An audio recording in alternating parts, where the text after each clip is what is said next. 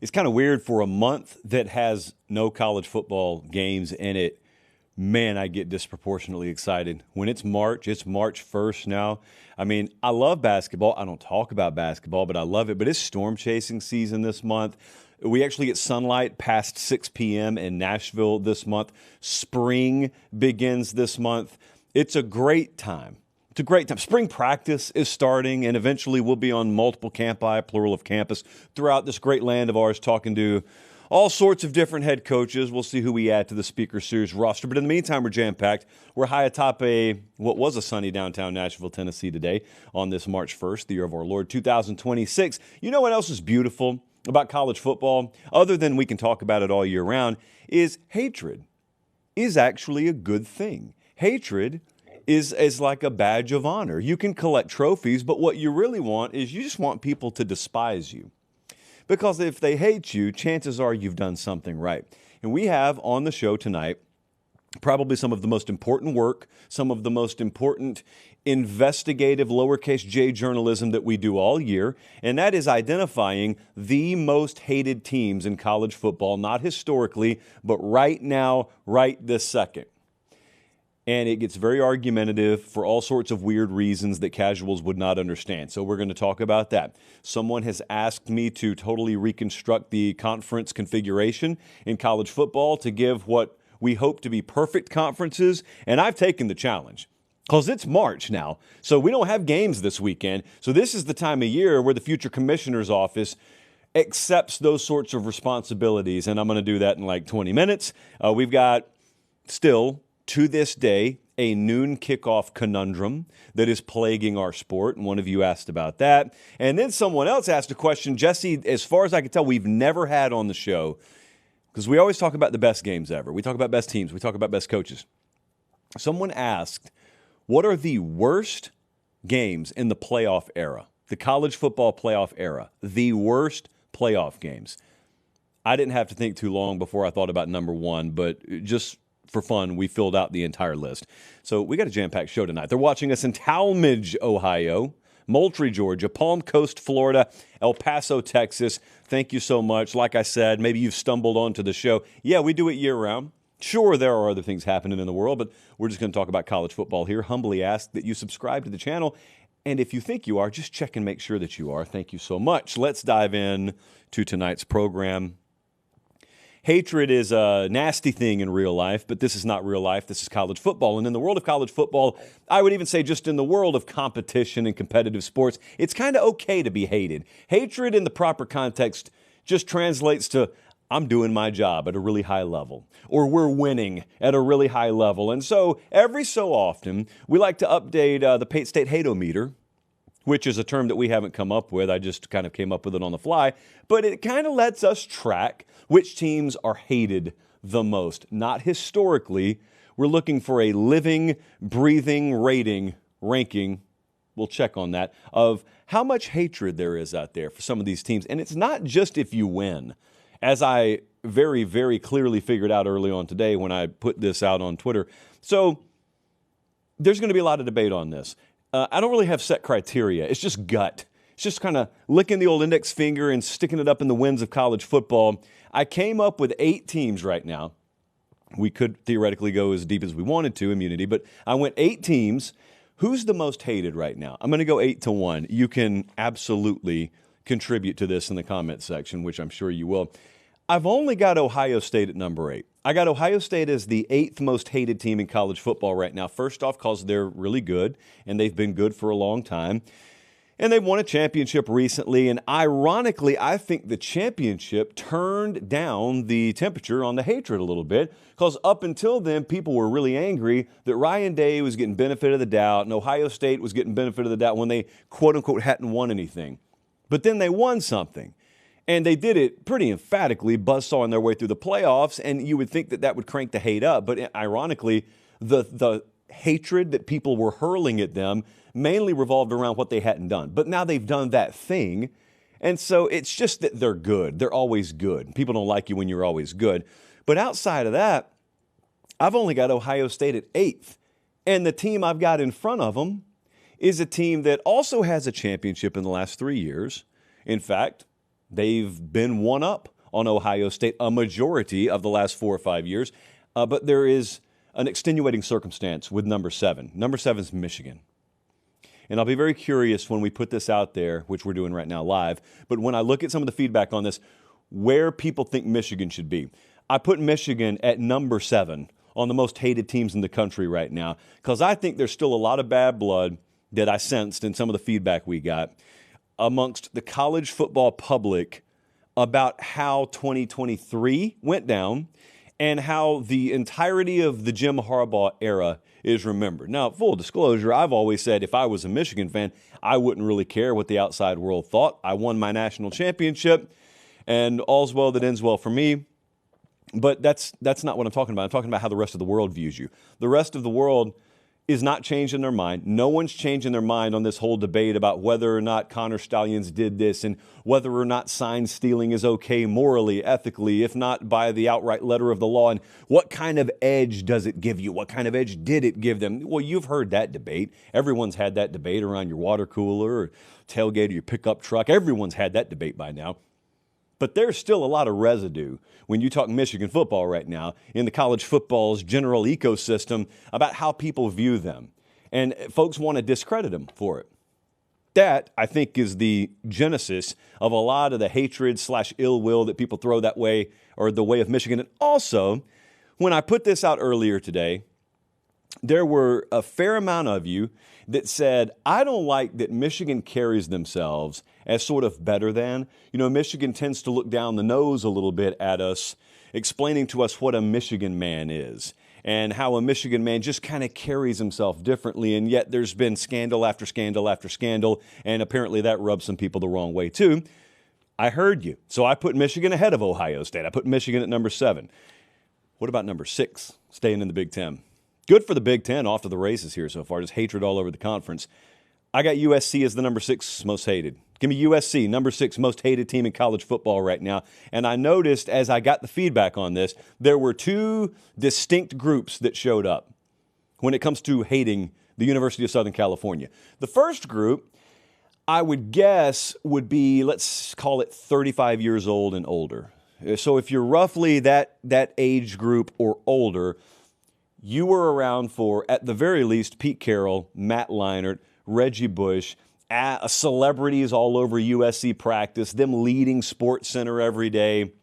If you grew up in the South, you thought they played an inferior schedule and they just got to cupcake their way out on the West Coast, but then occasionally they played an SEC team and they smoked them, and then that just made you even angrier.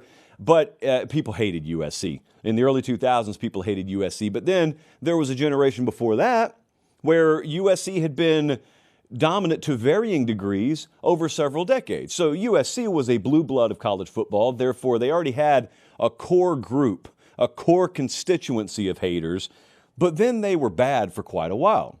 So then the second group pops up. Those are just the people who hate Lincoln Riley. And Lincoln Riley just so happens to be coaching USC right now. And so this group, I don't even know if they hate USC. These would be like 19, 22, 24-year-old types.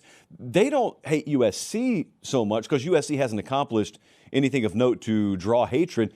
Lincoln Riley is just a very polarizing figure.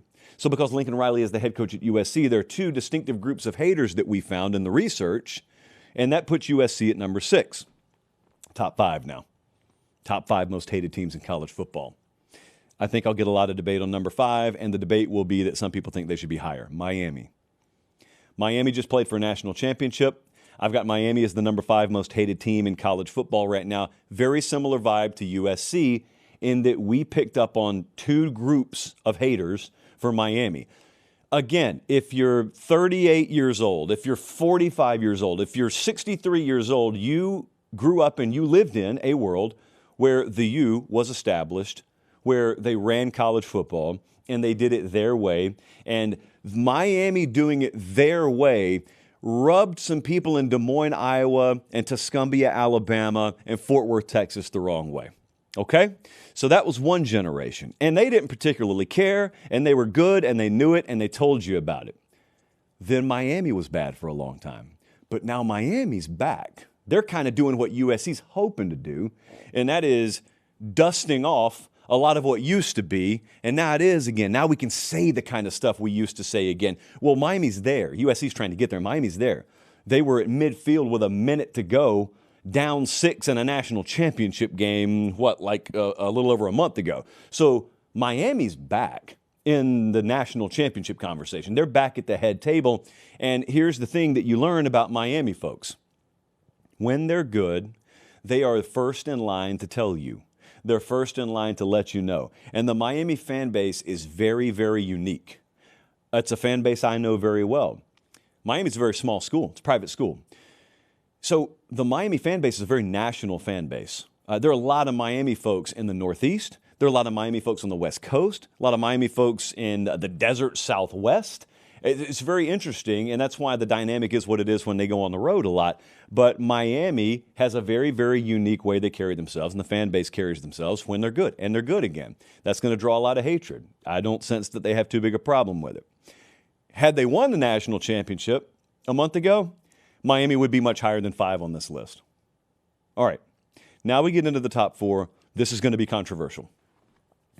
When I first put it out there today, I literally just asked, hey, most hated teams in college football, go. For a long time, it was Notre Dame, LSU, LSU, Notre Dame. So here's what I'm going to do. Number 4, I got LSU. I'm putting LSU at number 4 on the most hated college football teams list. But then we had Kiffin weigh in earlier today, and Lane Kiffin gave us the tiger emoji. So he clearly wants to be featured very high here. But then a lot of the other feedback we got was not LSU. It was just Lane Kiffin. Man, I hate Lane Kiffin. Kiffin's not a team. But I don't really know, since he hasn't coached a game at LSU yet. They haven't even cranked up spring ball yet. Can I really vault LSU to number 1? I can't do it yet. We don't know if they're going to be any good this year. We think they are. Kind of expect that they are. They killed it in the portal. But Lane Kiffin has walked in the door down there. And I'm not saying that LSU was universally beloved or beloved before Lane Kiffin stepped on campus, but they wouldn't have been, what would you say, Jesse? Would LSU have been top 7 or 8 most hated? No. And then Lane Kiffin walks in the door, and white hot heat, like true heel, vintage, late 90s pro wrestling type heel heat. So I've got LSU at number 4. They could rocket to number 1 at any given moment here. I mean, imagine if they beat Clemson by 40 in week 1 this upcoming season, and then Kiffin just kind of does what he sometimes does at the post-game press conference, and they start to get sort of that same vibe that the other vintage LSU teams have had. Yeah, man, LSU can get pretty insufferable pretty quickly. So LSU could rocket up to number 1. I conservatively have him at number 4 right now. I got him behind Texas. So if we go to number 3 here, I got Texas as the 3rd most hated team in college football right now. Someone in the comment section said, and I quote, "I hate Texas because they have the arrogance of Alabama with the trophy case of Auburn," which I thought was, a little extreme. But that's what the guy said, okay? And he had a camel smoking a cigarette as his profile picture, so it had to be a real person.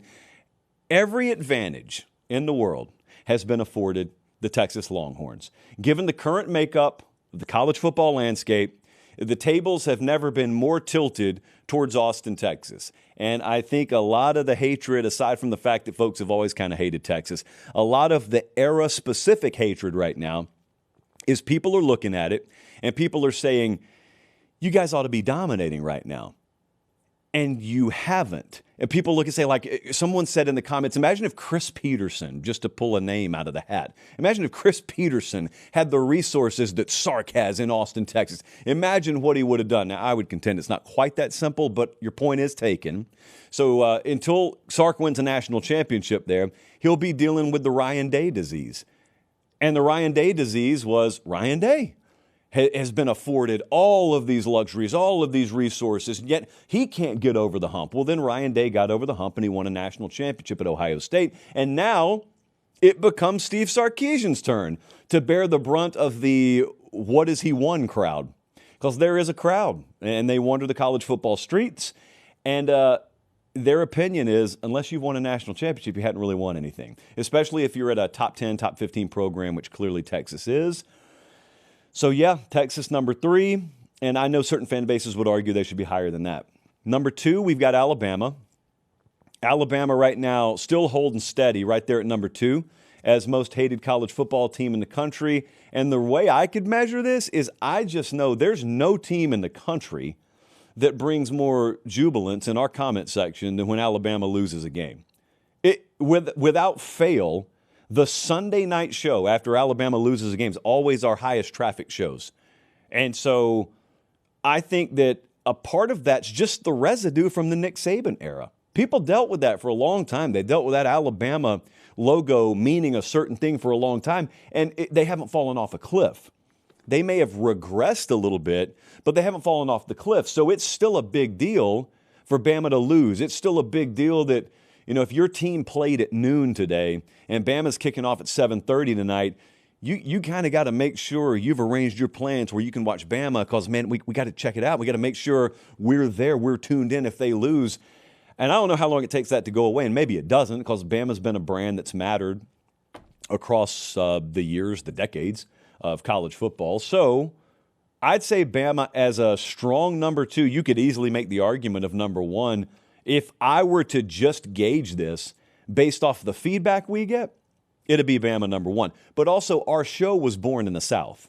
So maybe if our show had been born in Indianapolis or Detroit or Milwaukee, and there was a little more of a Rust Belt sort of Midwest vibe to it, maybe this team that I'm about to list at number 1 would have a more heavy dose of hatred in the comment section.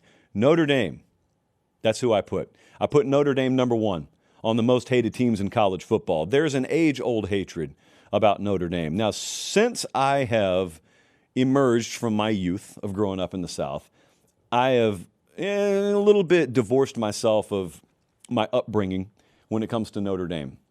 Because, look, you just get taught a certain way to feel about Notre Dame football when you grow up in rural Georgia.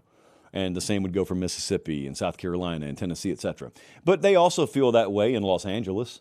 They also feel that way a lot of places in the country about Notre Dame. Notre Dame's mattered as long as the sport has mattered. But also Notre Dame, because of the independence factor, which is a good thing when you're talking about the country, but for a lot of people, a terrible thing when you're talking about college football. People hate it. I'm telling you, I think it's just because they can't have it, but I'm not going to editorialize here. It doesn't matter why you feel the way you feel, just that you feel that way. And a lot of people hate Notre Dame because they have that independence, even though you'd probably celebrate it too if you had it, but I digress. But thirdly, most recently, I noticed a lot of the youngest portion of our viewership, my high school, college age, there is like a real sharp tip of the spear when it comes to talking about Notre Dame. And overwhelmingly, the feedback was we got no respect for the way they carried themselves after they got left out of the playoff. And a lot of people even conceded they thought Notre Dame should make the playoff, the old Will Compton protocol there. A lot of people even conceded, hey, man, they probably got screwed out of it, but, dude, they whined 10 times more than the level of which they got screwed at. And then number 2, and this was the most popular sentiment, I hate anyone who opts out of a bowl game at that level. That was like 5-1, what we heard about Notre Dame. So there was a lot of it, man. I think Notre Dame was the most frequently mentioned team, them in Alabama. And then there was a lot of LSU, but that was mainly Kiffin. So Notre Dame, number 1 most hated team. Bama, Texas, LSU, Miami, USC, Michigan, Ohio State. Here's what's crazy, Jesse. Did you see Georgia at all? Georgia, there's no mirage here.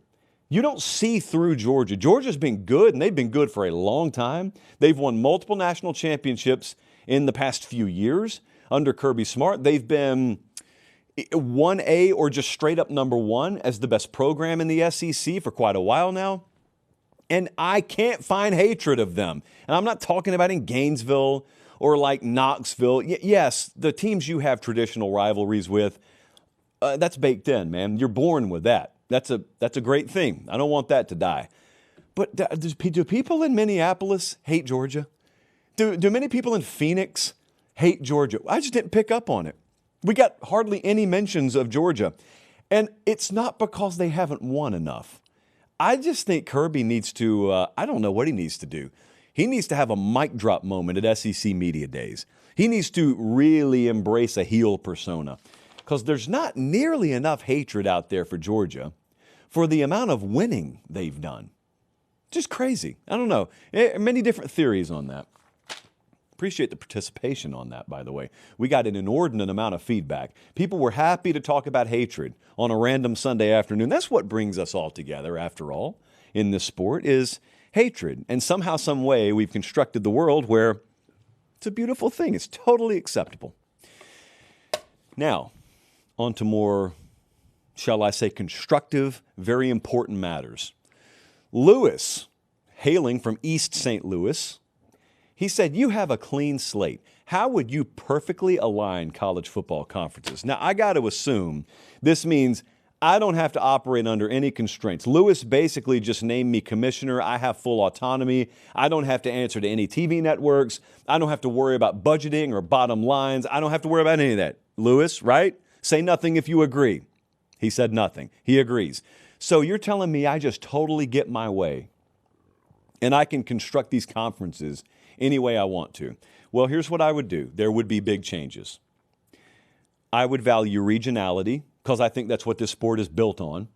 And I know, if you've just come along lately to college football, you're watching USC play a conference game in Piscataway, New Jersey. Friends, that's not the way it's supposed to work. It's not supposed to work that way. It just does work that way right now. But teams in Seattle, Washington, and Columbus, Ohio, in a perfect world, or even in a just world, are not playing in the same conference. So I would value regionality. I'd value tradition. I'd value rivalries. I'm not going to break any of those up. In fact, we'll resurrect many of them. But here's the other thing I would do. I'm all on board with a 9-game conference schedule, and I'm on board with that happening for everyone. But I'm only on board with that if we limit the number of teams per conference.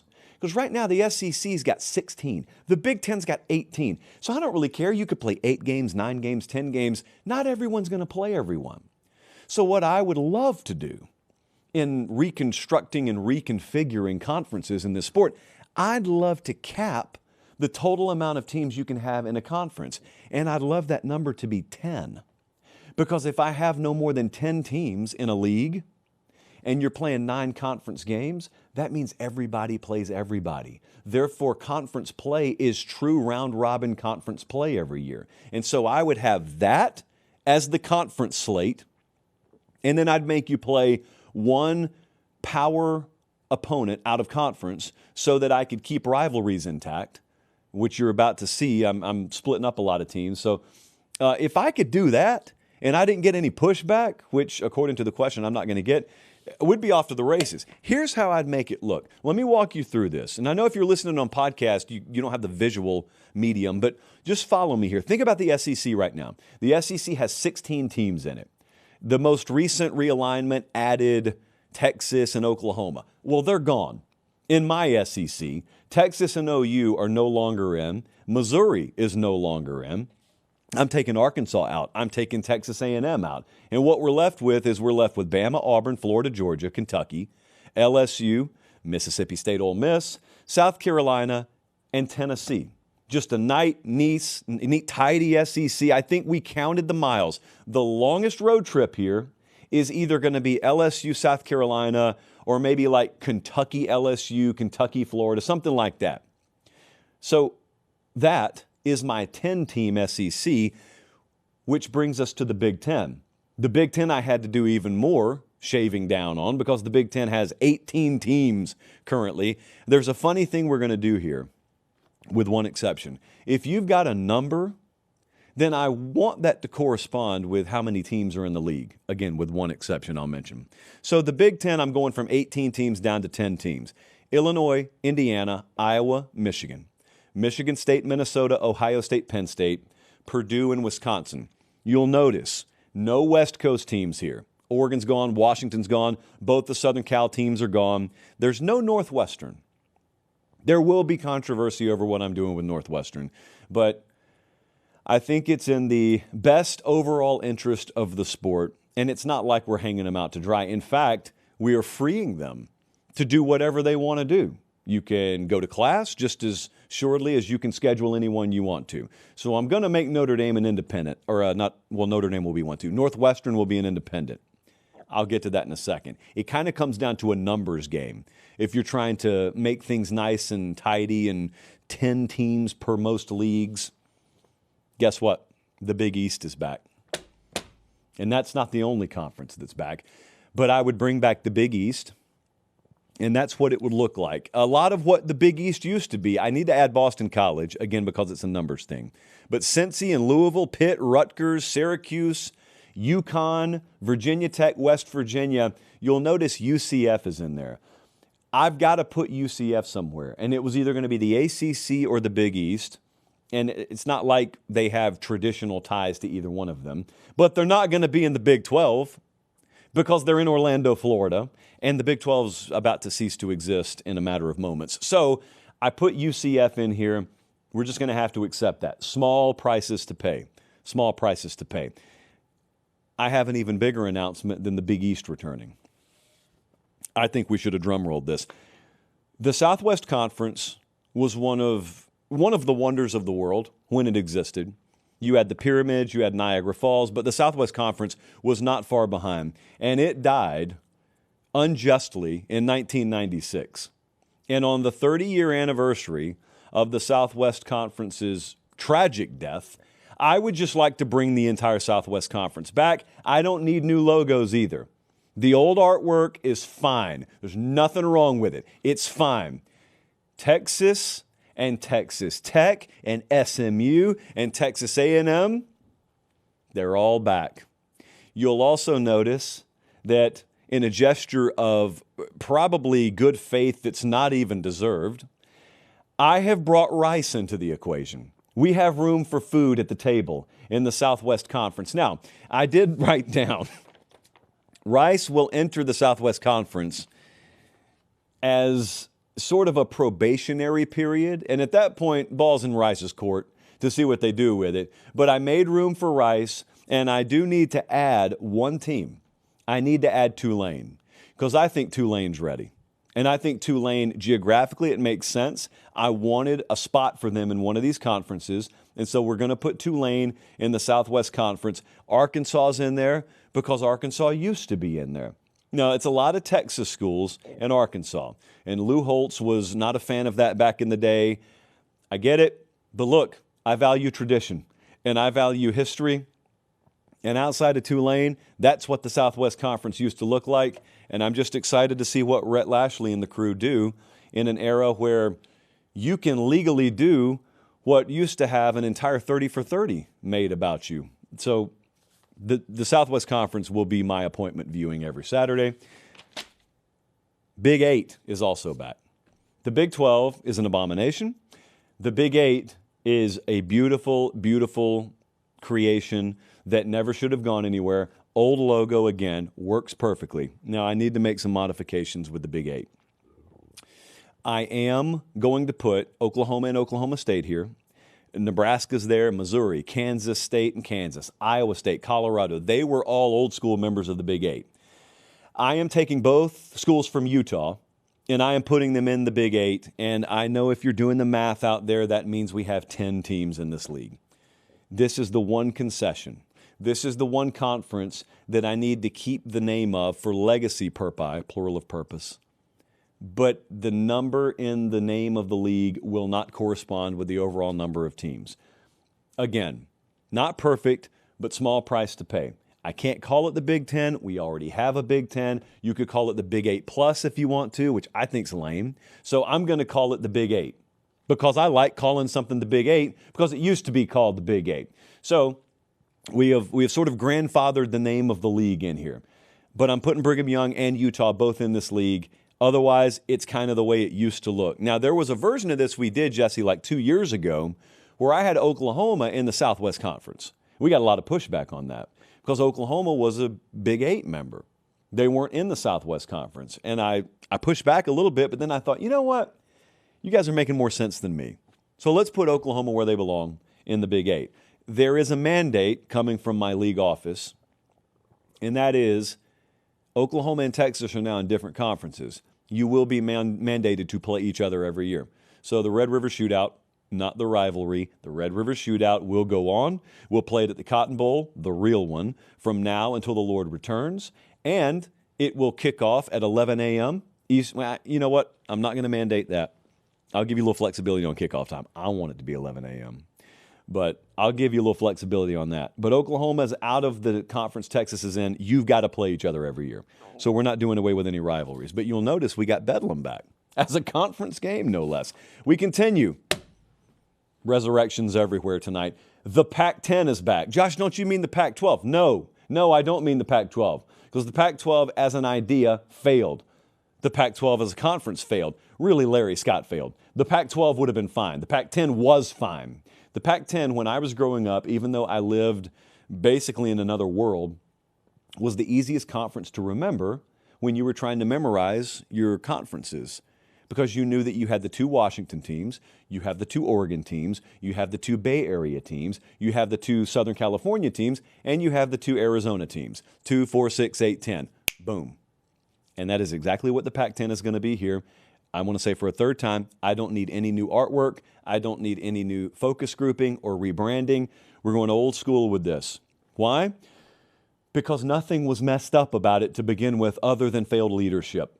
So as the future commissioner of this sport, I will see fit that people who actually know how to run a conference are enjoying spots in the league office this time around, but the Pac-10 is back. The ACC is a little interesting. So the ACC, I had to make some decisions. I could have put Miami in the Big East. I could have put Boston College in the ACC. I made some minor moves, number one, because I like Miami in the ACC more. I like Florida State in the ACC more. I wanted to keep that rivalry together, but also geographically, I wanted as much regionality as possible. Now, yeah, I got Maryland here, but that's the northernmost team I have. And so if I put Boston College in there, it's just all up and down the eastern seaboard. I didn't really want that. So I got Clemson and Duke, Florida State, Georgia Tech, Maryland, Miami, NC State, North Carolina, Virginia, and Wake Forest. No big surprises there. And then we come to the independents. I am not forcing Notre Dame to join a conference. If they want to, we can talk. Okay, I can probably kick someone out, or I could negotiate a trade. But I'm going to give Notre Dame their independence. As I said, we had a little bit of a math problem, so I have 2 more independents. One of them is Northwestern. The other is Vanderbilt, as I sit 2 miles down the road from the university. This will get way more vitriol than it should because it's purely hypothetical, but when we did this last time, any team who was taken out of a conference and made independent, there were torches and pitchforks in the comments and the replies. It's a math situation. So I have to have 3 independents. One of them's Notre Dame, and that's obvious. And then I just went academics on it.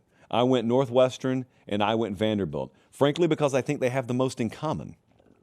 So that doesn't mean you're locked out of anything. That just means you both have to schedule the way Notre Dame schedules every year. And the good news is I'm forcing every one of these teams to play one power out-of-conference opponent on top of their conference schedule, which means there's no shortage of opponents out there that want to play you. So there you go.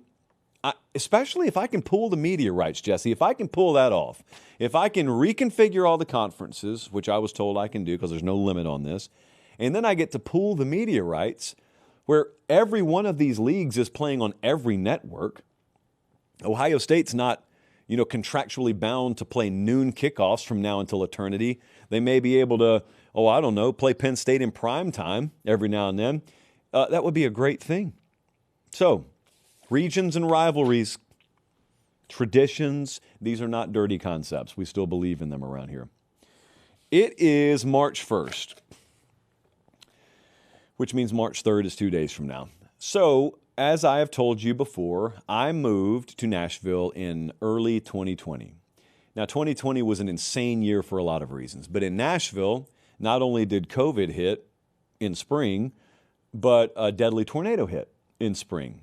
And it kind of sideswiped my building, and it forced us to leave for a week.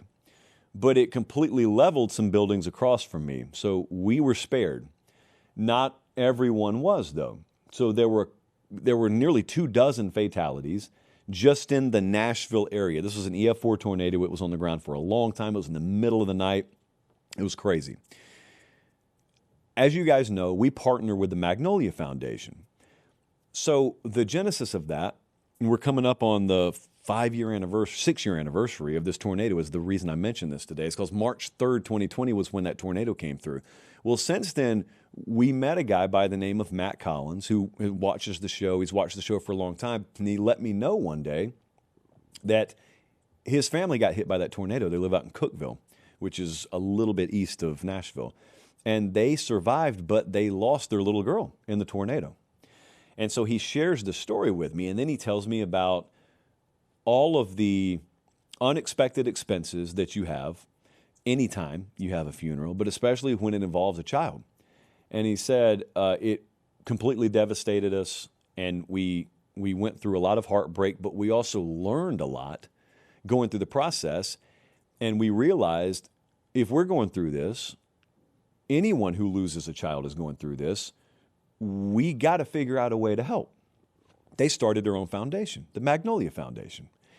And what they do is they try and cover cost as much as they can for families who lose children.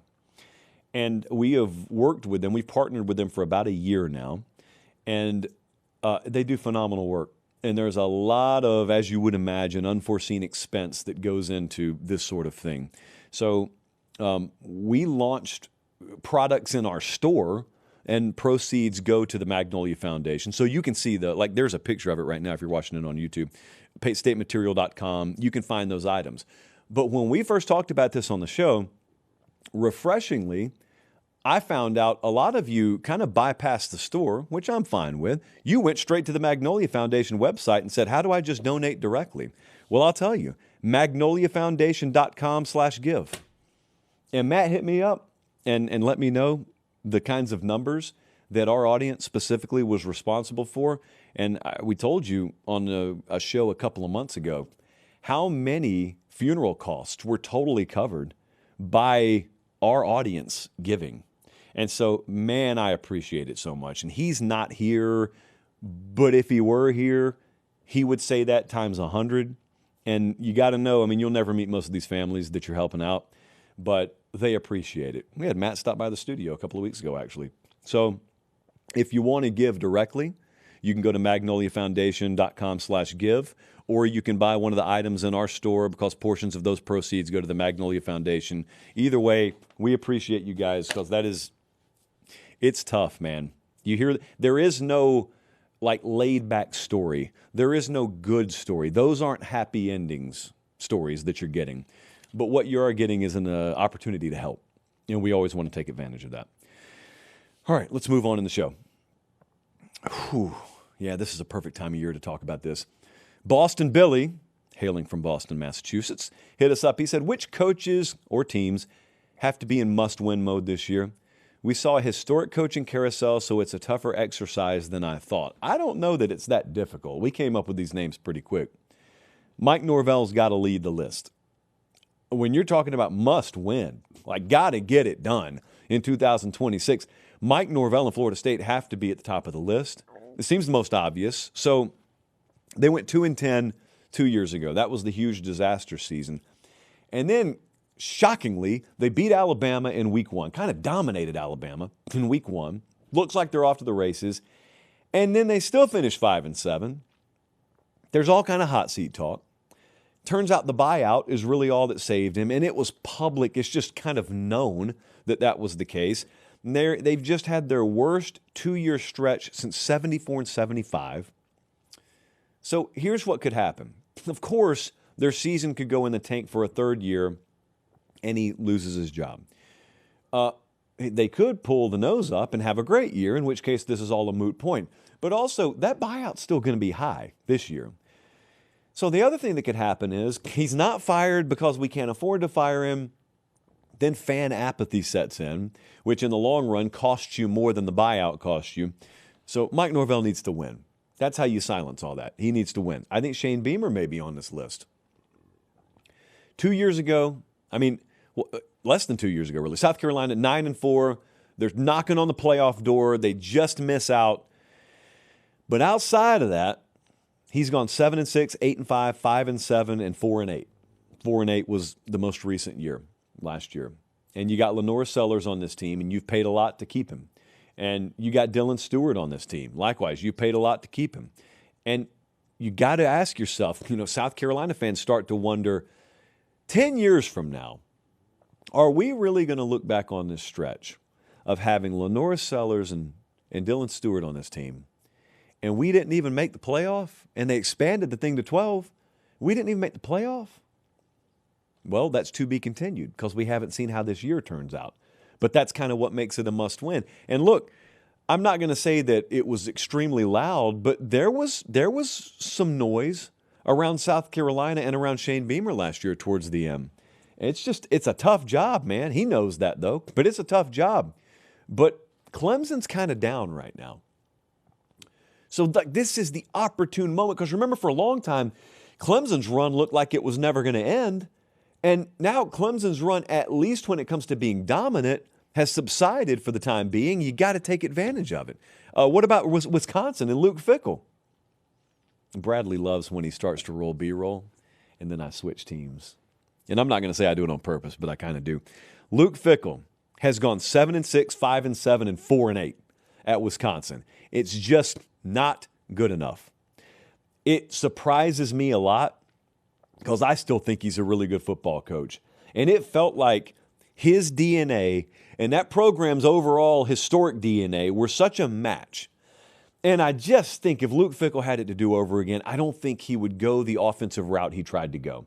But he did. And then he bailed on it. But still, when you've recruited and you've staffed one way and then you want to sort of 180 it and you want to go another way, ask Lincoln Riley how that goes defensively. Well, it's happening offensively at Wisconsin. Brett Bielema, Paul Chryst, these are coaches in the recent era of Wisconsin football. Here's what's crazy. Wisconsin's won 9 games combined the last 2 years. I want you to think back. Bielema, how many single years did he win 9 games? Try 5. Paul Chryst, the guy that wasn't good enough, the guy they fired. Chryst also had 5 separate 9+ win seasons. They've won 9 the past 2 years combined. So they made a ton of moves in the portal.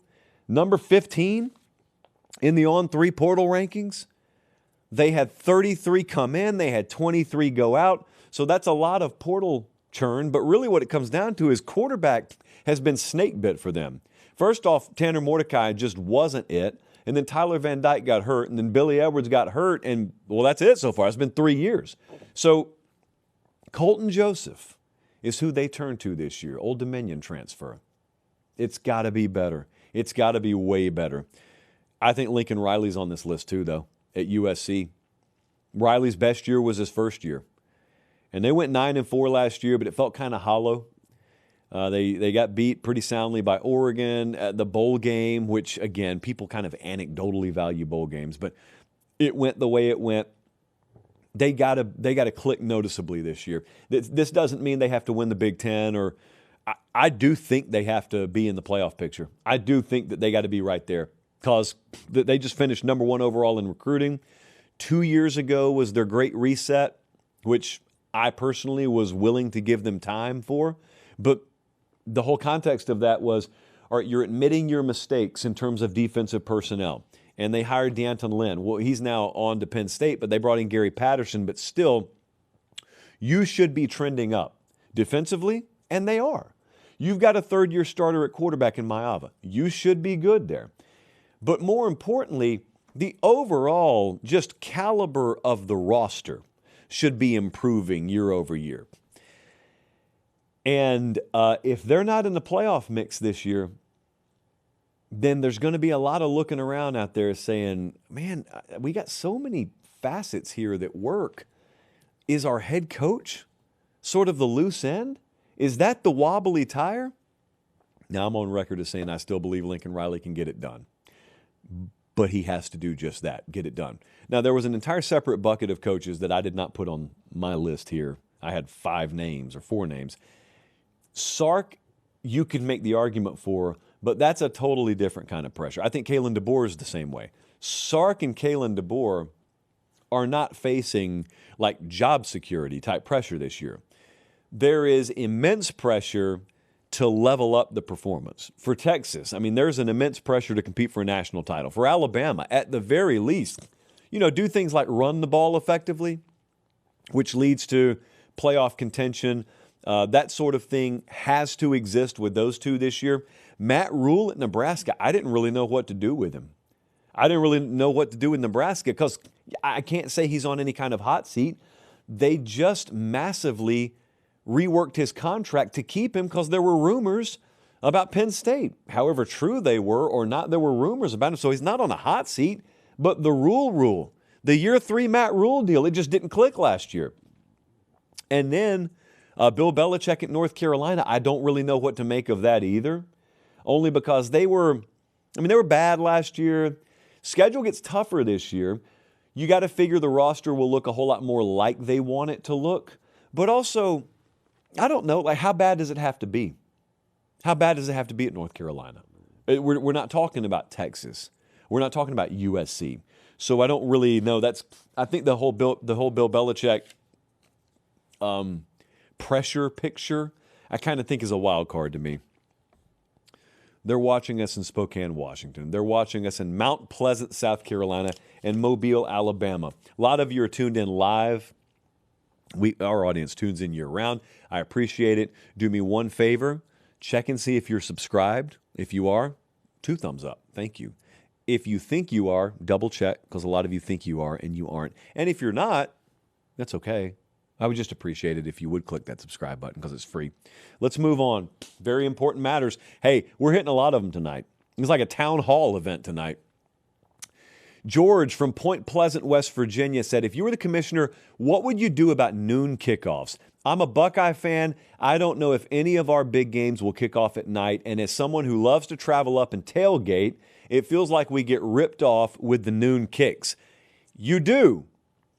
You do get ripped off. We had to establish a long time ago, if I'm going to fairly rule on the whole noon kickoff conundrum, I've got to just recuse my personal feelings because I am a weirdo. I am a vast minority type group guy when it comes to noon kickoffs. I love them, but most people don't. And I'm selfish in why I love them because it lets me get home. Like I've gone to many, many, many noon kickoffs at Ohio State. And the reason I love noon kickoffs in Columbus is because I'm back in Nashville by 6:30 or 7. That's why I love it. But I'm not going and I'm not tailgating and I'm not in no hurry to get out afterwards. So I've just got to divorce my emotions totally. And I've got to acknowledge you are getting the shaft here. Ohio State especially has been victimized by the entire Big Ten television media deal infrastructure thing. We went and counted. I think these are probably stats that Ohio State fans know by heart. But Ohio State just gets railed by the Big Ten TV deal. They had 7 noon kickoffs in 2024. They had another 5 of them last year. Ohio State has virtually no shot of playing a marquee conference game at any other time slot than noon. And the only chance they really have is if they go on the road out of conference, like they play at Texas this upcoming year. And yet they'll probably get primetime treatment for that. But remember, Texas came to Columbus last year. Fox got the game. So it's a noon kickoff. State representatives have tried to get involved here. Lawmakers have tried to get bills passed. And I don't even know that that's possible, but they've tried to. The Tennessee game, a couple of years ago, the playoff game, that was when it really hit home. How much Ohio State has been victimized because those folks finally got a home primetime marquee game dropped in their lap. And do you remember what it was like? I do. I was on the field. It was 20 degrees at kickoff, which I'm not built for, but they are. And that place was insane. And it was over shortly after it started. So not a good memory for my orange-clad brethren over there in Knoxville. But yeah, I looked at that and I felt it and I said, wow. So this is what this place is like at night. And they hardly ever get it. That's kind of tough. Now, there will be people in the comment section who, I don't know, they like to sort of intellectually picture themselves as flying above the rest of the crowd. This is the kind of person who says things like, hey, that's what the money's for. You know, translation, Ohio State, the Big Ten willingly signed that TV deal. They willingly cash those big checks. Well, that's the exchange. You have to play when Fox tells you you're going to play. And Fox has every right to establish that noon window as where they place their primary game. Hey, I don't even blame Fox, man. I've never had a big problem with the strategy per se. I get the strategy. I'd probably do it no different if I ran Fox Sports. But the point of it all is fans didn't sign any deal. So Keith from Ashtabula or Mike from Akron did not sign any deal with any network. The deal they sign is with Ohio State when they send their money every year in exchange for their season tickets. And what they'd like a chance to do every now and then is to park in the Tuttle garage there and, have a few hours before the game starts. And I don't mean parking over there at 6 a.m. to get ready for a nooner. I don't mean that. I mean show up at 9 or 10 a.m. because we know we're not kicking off to 7:30 tonight. Every now and then, I think they'd appreciate it. And they didn't sign any deal with Fox or any other network. They just happen to be locked into it. Like they don't make any television media rights revenue. That's who I'm talking to, /about/for. One of the biggest advantages, by the way, and I keep coming back to this same drum, so I'll hit it one more time. I think one of the biggest advantages to this whole concept being floated around about pooling media rights, about one college football TV deal, is not about the revenue. You don't care about the revenue because your pockets don't ever see any of that money. So the reason that a lot of people advocate for one singular college football TV deal is not the same reason that you would care about it for. The reason you care about it is what it would do for the scheduling. And like if you're an Ohio State fan, right now you live in a world where you know any big game we have is going to kick off at noon if it's a conference game or a home game.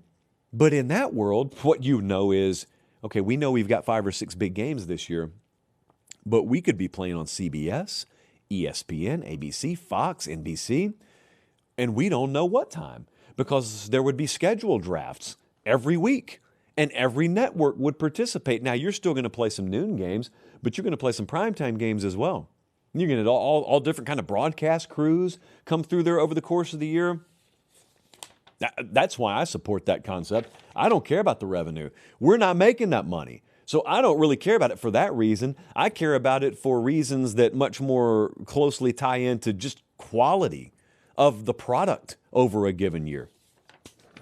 I don't have any college football games to tell you are coming up this week. I think the Milwaukee Bucks are in action. I think we have a lot of concerts getting cranked up. It is spring after all. Anyway, the point I'm trying to make to you, if you're listening on a podcast, I'm not talking about Ohio State anymore. But the point I'm trying to make to you is it is ticket purchasing season. Not football yet. There's a lot of other stuff going on. And I know a lot of you are trying to fill your calendars out, your entertainment calendars, because pretty much anyone who watches this show is locked in during the fall. But in the spring, total wild card, total grab bag. You can go be doing anything you want to anywhere. Make sure you go to SeatGeek to purchase your tickets. I do have the promo code. Someone asked, we get like 5 or 6 people per week who say, hey, is that promo code still live?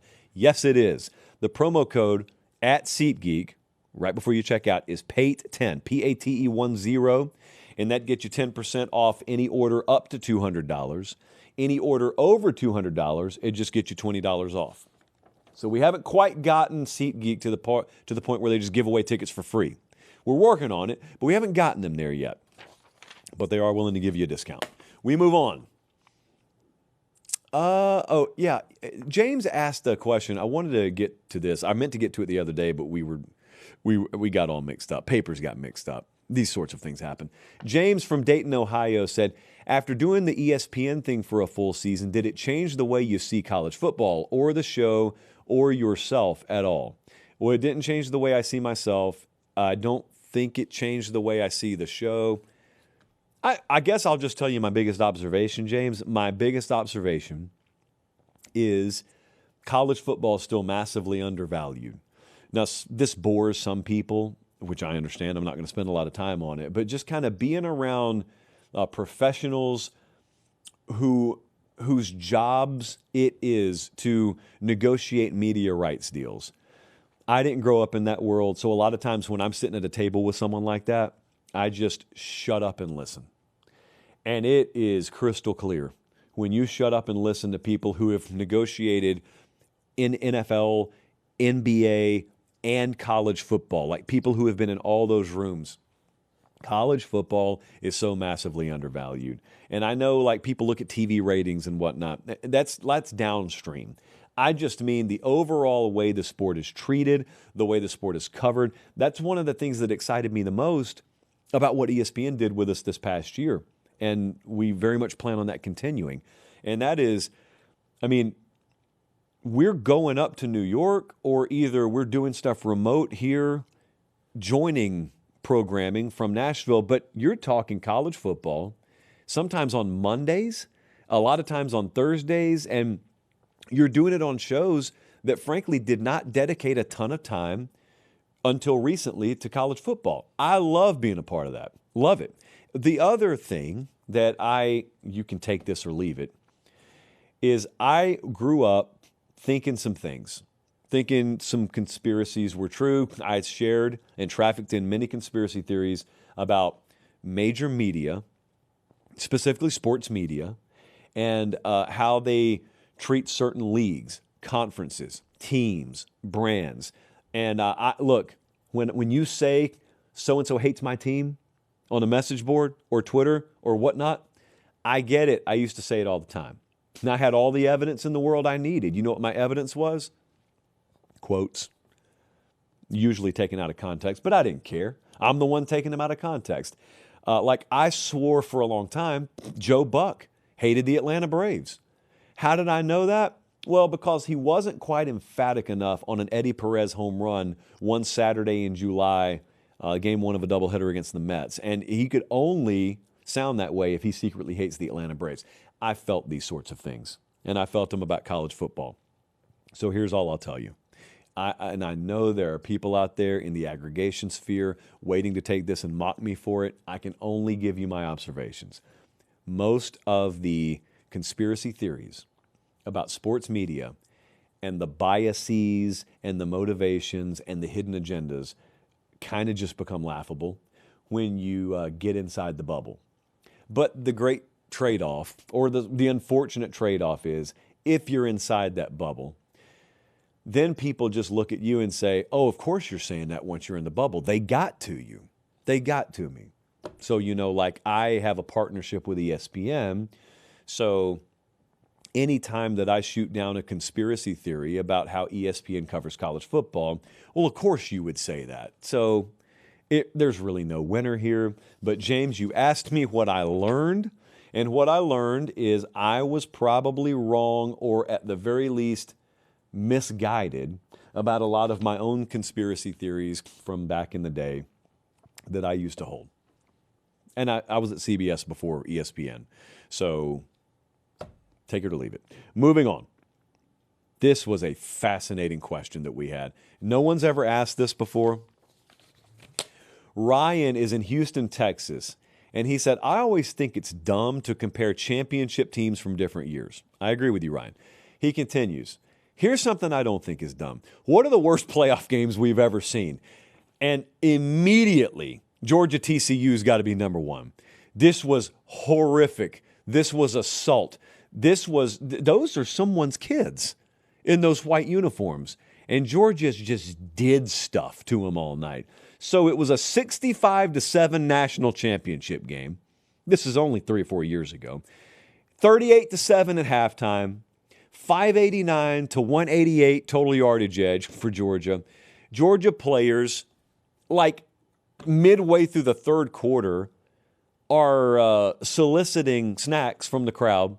And they're just eating chicken wings on the sideline, being handed food from fans. TCU can't do anything about it because they've long since been cooked right along with everything else. I was in the Fox box for this game. What's the Fox box? Well, the Fox box is somewhere I'm not supposed to be, first off. It is a suite that Fox Sports quite literally has for their talent because the game was in Los Angeles. Fox is in Los Angeles. I'm working for CBS at the time. It is a complete and utter dismantling on the field. So I was there with Cannell and a few other people. Brady Quinn was there. And we went up to the Fox box with Klatt and the guys. And we were up in a suite. It's the only time I've ever watched a game from a suite. I'm not going to apologize for it because what else was I going to do? It was sad. And you get this great buildup. It's a college football season, and this is how we're going to culminate it. So that was the splattering to end all splatterings. I ended up in enemy territory in a rival network's box. That's how bad it got. I went to a suite. That's how bad it was. Then we have Bama, Michigan State from 2015. This was a semifinal game.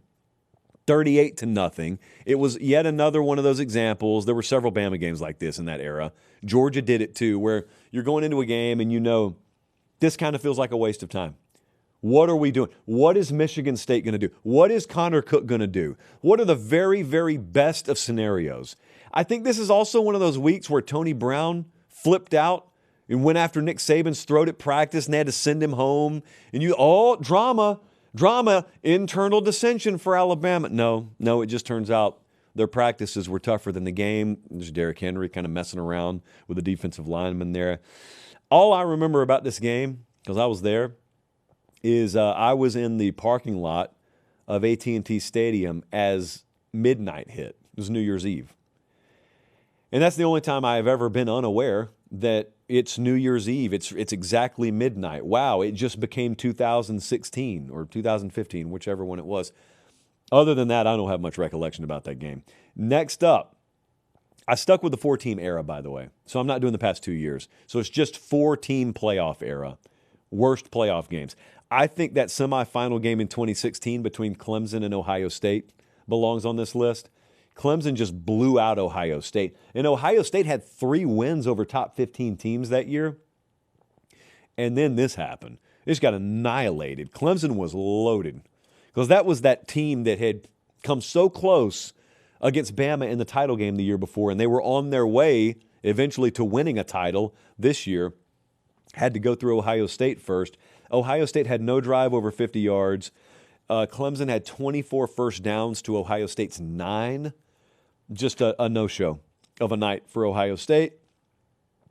It was bad. Who was it? J.T. Barrett, I think, was the quarterback, and Deshaun Watson, and just a complete and utter loaded wide receiver room for Clemson.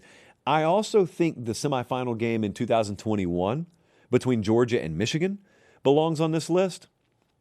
So J.J. McCarthy was 7 of 17 in this game. Cade McNamara was 11 of 19 for 2 interceptions. We were at this game, and you can tell so early. It's not happening. It's not happening. Georgia's skill group was loaded, man. If you go back and look at that roster, it was 27-3 at halftime. And it's just, I was on the field for the second half of the game, and it's so weird in these sorts of environments because it's been a huge build-up, and it's a playoff game. You have a whole week where the teams are on location. You got a media day. Like, you have all that stuff. And then it's just total blowout. And you're standing on the field, and it's so anticlimactic. You're watching at home, or maybe you're tuned out by the second half, and it's so anticlimactic, and you're like, this is a playoff game? The Bama-Cincinnati semifinal, same year. The 2 semifinals were Georgia over Michigan, Bama over Cincinnati. This game, this Bama-Cincinnati game, was really similar to that year Bama played Washington, and I think it was like 24-6 or something like that. The scores were almost identical. Bama had 301 rushing yards against Cincinnati. All they had to do was just lean the whole game. They just knew our roster is that much better than theirs. Cincinnati was a G5 team, by the way, at this point. People kind of have memory hold the fact that a G5 team made a 4-team playoff, and it was totally legit. Like everyone, including me, thought Cincinnati is rightfully in this playoff. That was about as far as they were going to go, but it was a lean on them game. Just our roster is Bama, your roster Cincinnati, and that's it. The only thing we can do is lose this game ourselves, and they didn't. And then the last one was probably the most TVMA of all the playoff games, outside of that national title game with Georgia TCU. How well do you remember 2019? You remember LSU goes and wins a national title. Do you remember the semifinal? LSU played Oklahoma in the semifinals in 2019.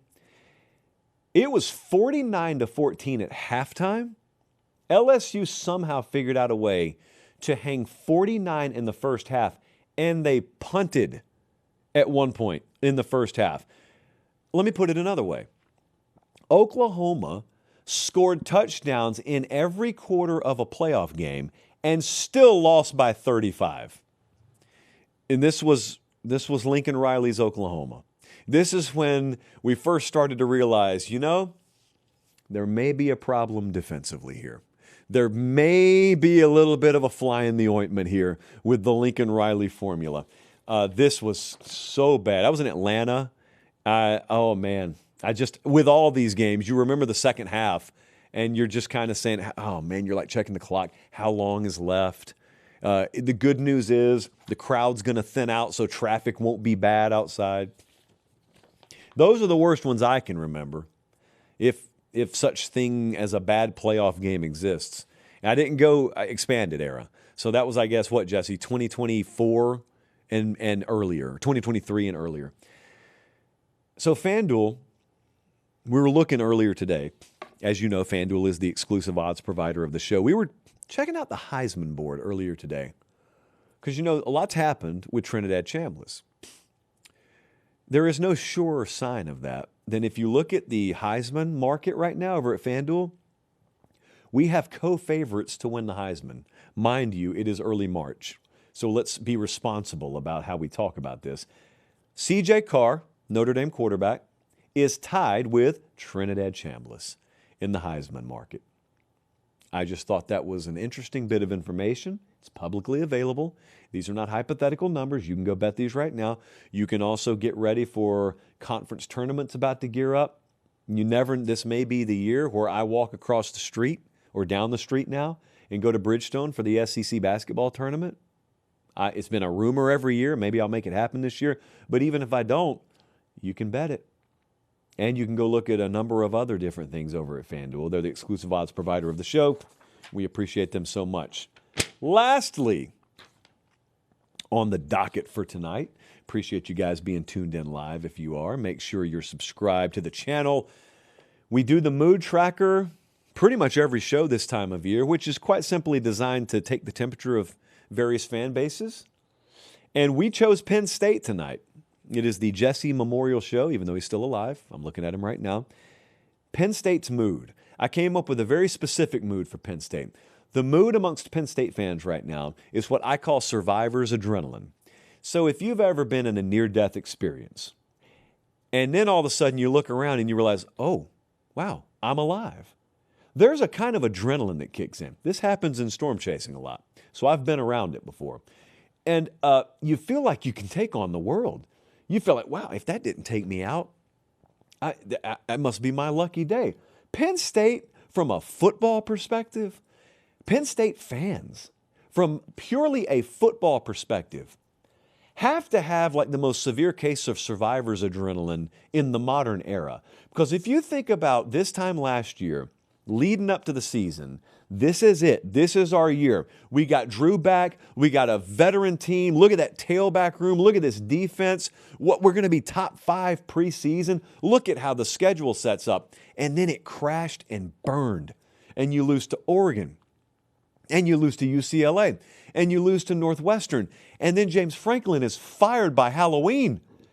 And then the search commences. And it's ugly. And it is discombobulated. No one knows which direction it's going. And we got Cignetti re-upping at Indiana. Matt Rule, is he or is he not a candidate? And we got like 5 or 10 other names that are in the equation, then they're not in the equation. And you're like, we fired James Franklin. No one wants the job.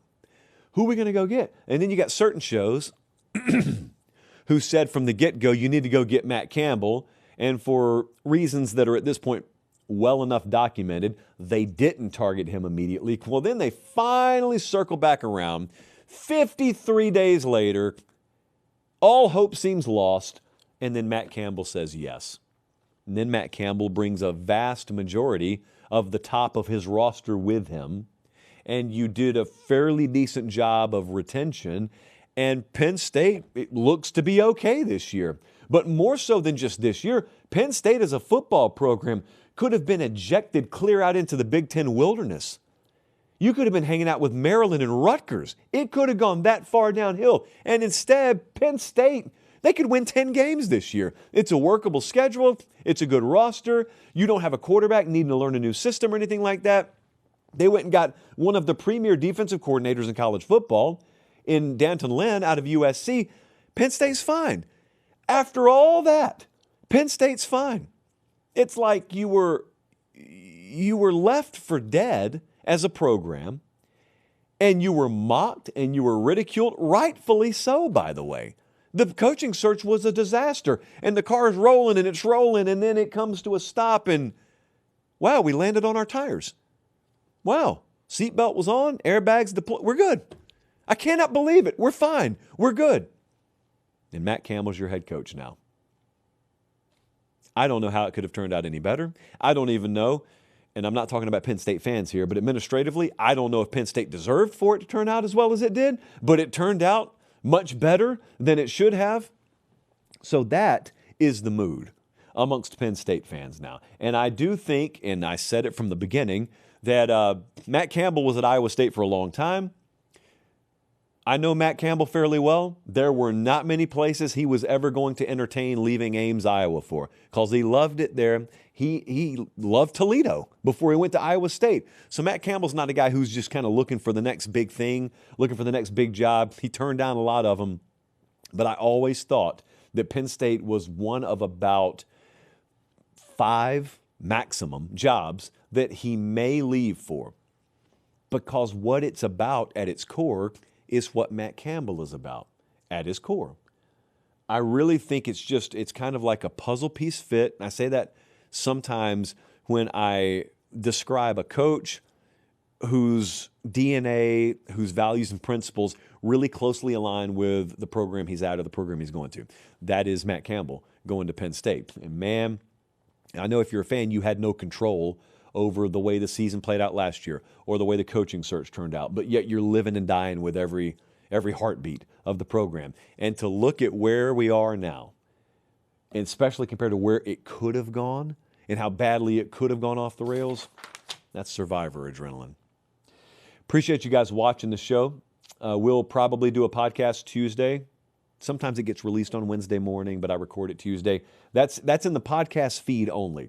Our next live show will be Thursday night here. So make sure you're following on socials. Make sure you're subscribed to the podcast feeds and the YouTube channel so you get everything combined. I am hungry. I am told, actually I have not been told that dinner is ready. At this point, I just have to hope that dinner is ready. Wore the wedding ring on air tonight. Yeah. So, I'm improving myself. I don't know what else to tell you. Appreciate you guys so much. We'll see you back on this channel Thursday night. For Director Bradley, Producer Jesse, I'm Josh Pate. Let's have a great start to our week. Take care, and God bless.